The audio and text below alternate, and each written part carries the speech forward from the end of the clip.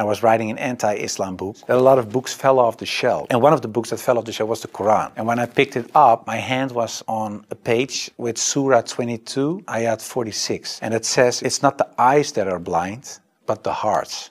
And I thought to myself, that really is my problem.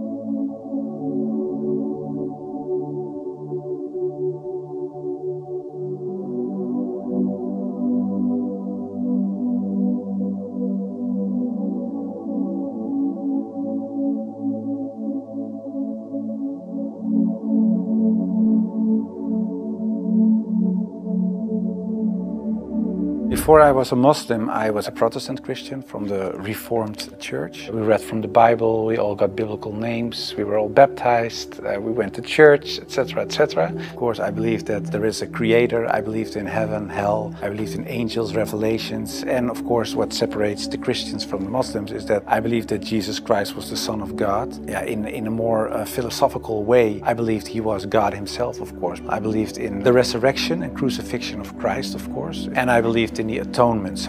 But because the Trinity is a very complex concept, whether you believe it or not, it's still very complex, because if there is a God in the Bible, it says God is eternal. But if you are eternal and you die, you cannot be eternal, immortal at the same time. So that was something when I was a little older, 16, 17, I started questioning things like that. It's not very logical. I talked to many priests, preachers, even rabbis, and the answers I got weren't very satisfying. That made it for me kind of complex, and in the end I had some doubts about stuff like this, but I said, well, I set it aside and I thought, okay, I just believe it, and perhaps I'm not smart enough to get the whole picture. And I still believed in God, I still believed that Jesus was a very important person, I believed he was the Son of God, but how it exactly was, I left it for what it was. In Amsterdam, I was born and raised there, we're a practicing Protestant family. There happened a lot of things in the Netherlands, especially in my life. Also, when I look at the bigger picture when it came to Islam, I became politically active for the Freedom Party. I became a member of parliament. And in the end, I decided to write an anti-Islam book, which started as an anti-Islam book, changed into this search for God, and it ended up me becoming a Muslim. After high school, I went to university and I did comparative religion. And the remarkable thing, I think, was that the first day of me going to college was September 11, 2001. Already thought, okay, these Muslim guys are kind of crazy and this religion isn't the truth. Then a few years later was this guy in the Netherlands called Theo van Gogh, Theo van Gogh. He was a famous filmmaker and he was killed in the street. He was shot and they tried to slit his throat and they put a knife in his stomach with a letter on it for another girl. And Hirsi Ali, and it said, "You are next." So it strengthened my anti-Islam feelings in such a way that I thought, well, I have to become politically active to do something and stop this evil of harming our country. You started politics because of Islam? Yeah, and that really had to do with Islam. That was the reason that I wanted to write a book, to explain to people why Islam was a danger for the world. When I was writing my book, like I said earlier, the questions, the doubts I had about Christianity popped up again. And that was about truth, of course, because I was a believing Christian guy. And yeah, the Christian questions I had in the end were answered in an Islamic way. Because, of course, when I started writing the book, a lot of people think that it was a political book, but it wasn't so much a political book, it was a religious book, because I wanted to show people why Islam was a danger as a religion, and I wrote it from a Christian perspective. So in the beginning, I made a comparison between the Christian concept of God and the Islamic concept. So I started comparing it. But because I had these doubts about the Trinity, and I saw Tawheed, the oneness of God in Islam, I thought, yeah, it sounds a little bit more logical. And then I thought to myself, well, I reread the Bible to refresh myself, to see, okay, why isn't the concept of Islam, the Tawheed concept, isn't the Christian concept? So after weeks and weeks of study, reading, rereading all kinds of books, I thought to myself, okay, perhaps this oneness of God is something that is true. So that's how it started.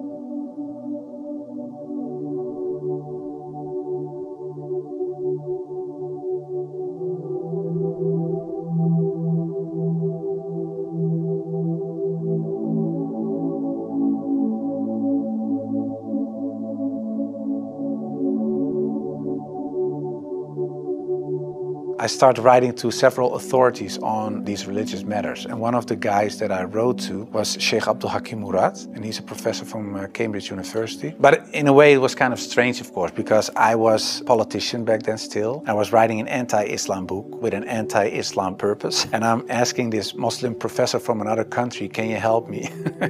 So I told him, I'm writing a book. I have a lot of questions. So I was very plain why I thought, why is Islam promoting terrorism? Why is anti-woman? Why is anti-Christian? Anti-whatever. After, I think, 6 weeks, he sent me a very extensive email. And he started explaining, directly answered a lot of my questions. But he also told me, you have to read this article, read this book, read that book, ask this person. And so he was very extensive in his way of explaining. One thing that I think was very wise of Abdul Hakim Murad to say was, he said, well, the books you read about with the anti-Islam arguments are written by non-Muslims. He said, if you want to know more about Christianity, you don't read books from atheists. You start reading the books from the Christians. Why do they believe this? What are the arguments? So he said, you have to do the same with Islam. So start reading Islamic books from Islamic teachers, from Islamic scholars, etc. And that's what I also did with the life of the Prophet, because I read a book from Martin Links, The Life of the Prophet, based on the earliest source of Muhammad. And it was written, of course, by a convert. And his way of reasoning, his way of telling, his way of writing appealed to me because it's culturally the same thing. How do I approach a certain topic, etc. And it was the first time that I saw him not so much as a warlord, because that's the picture I had in my mind, but I saw him as a father, and I saw him as a friend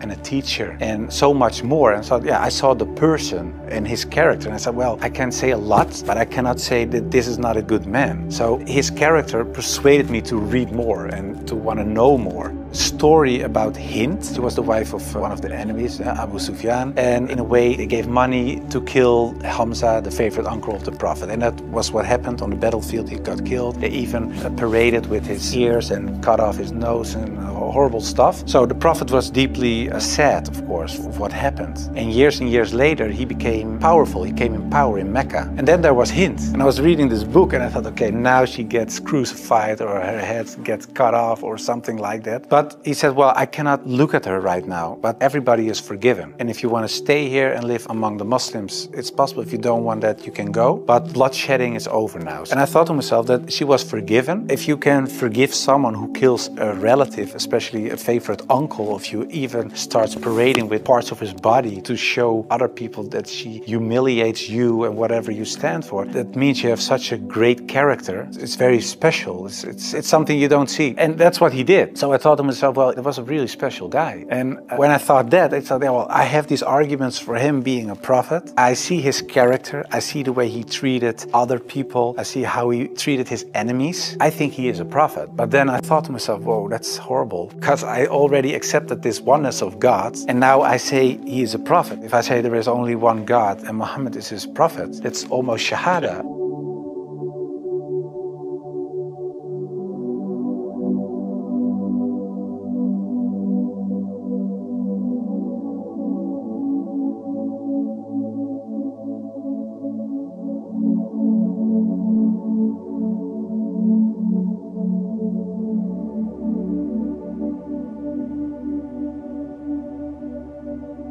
So I thought to myself, okay, let's close the books, stop. This is going in the wrong direction. And of course, I wasn't that anti-Islam anymore because of what I read, what I saw, and what I experienced. What I tell you now, it sounds a little like a fairy tale, but it really happened. In the end, there were all these books at the table. And when I had this feeling of, yeah, okay, this is Shahada in a way, I thought, well, I put all the books away and I put the books on the highest shelf. But there were so many books that a lot of books fell off the shelf. And one of the books that fell off the shelf was the Quran. And when I picked it up, my hand was on a page with Surah 22, Ayat 46. And it says, it's not the eyes that are blind, but the hearts.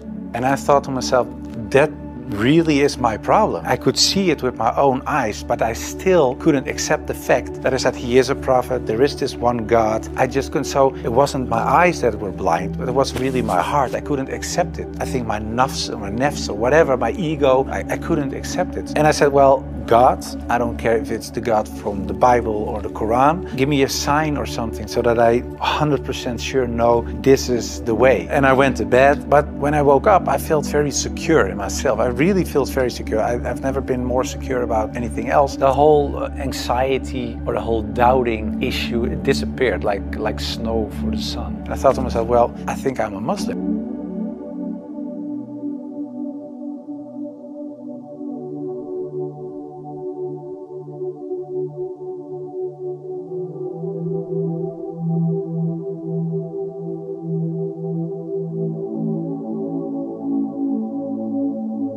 For a lot of people, especially some uncles and aunts, it was kind of a shock. They heard it when it was on the news. I told my mother, and my mother started crying. And my wife was pretty open. Yeah, she was very cool about it. She said, well, if Islam is what you really believe and that's in your heart, who am I? And yeah, some people from my old work were really aggressive. I got over 2,000 death threats from people who used to support me, of course. People who voted for me. People said the most horrible things. We will rape your wife, shoot you, know where your children go to school, stuff like that. And most of them, of course, is nonsense because they're crazy people writing things on their computer. I never chose a religion.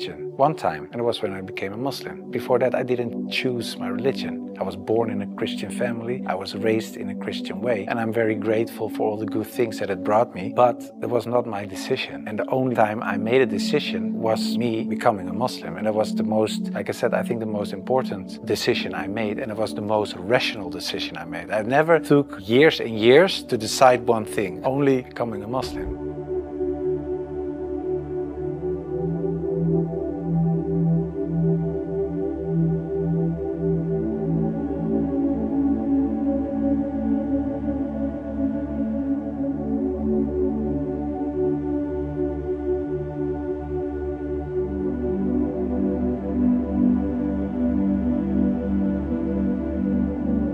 We founded an organization. It's called the IXC, Islam Experience Center. And we go to schools, primary school, high school, college, universities, but also to departments of the government, other social organizations, churches, to take away misconceptions about Islam, to share the message, to show Islam in its true colors. And we do it by virtual reality with the glasses, so it's a very fun experience as well. And we try to erase in a way the things I said and done in the past.